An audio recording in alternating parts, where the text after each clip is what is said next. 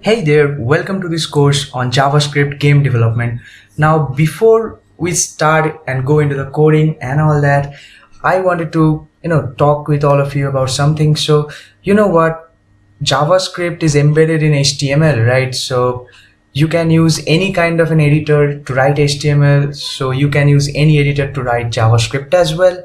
But, specifically, I want you to, either download any of these two IDs. The first one is Atom ID, and it's pretty good, and this is the one I will be using for creating all the games.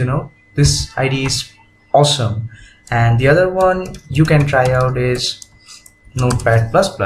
This is also pretty good. So just get your hands on any one of the two, and that's it. And now talking about the resources for this whole course, right? So I have hosted the resources for this whole course in my GitHub page. So you will have this link and the written instruction in the next content. But here I just want to show you that in the GitHub repository, this is our JavaScript game development course, and this course is for all of you. And here you can see the content for each of the different videos in the different sections.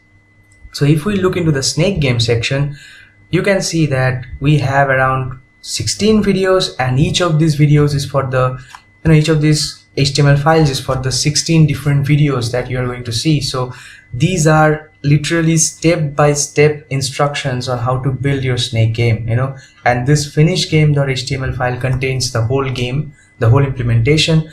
So what I want you to do is you just clone, or download this as zip. Or if you have GitHub, then you can use this Git link and clone this repository, because as I will go through the different videos, you can either type in with me or you can just refer to these different files, and it would be much easier for you to understand. So that's it with this prerequisite section, and I will see you directly in section 1, where I'll be giving you an introduction to Canvas and JavaScript. So I'll see you there. Have fun.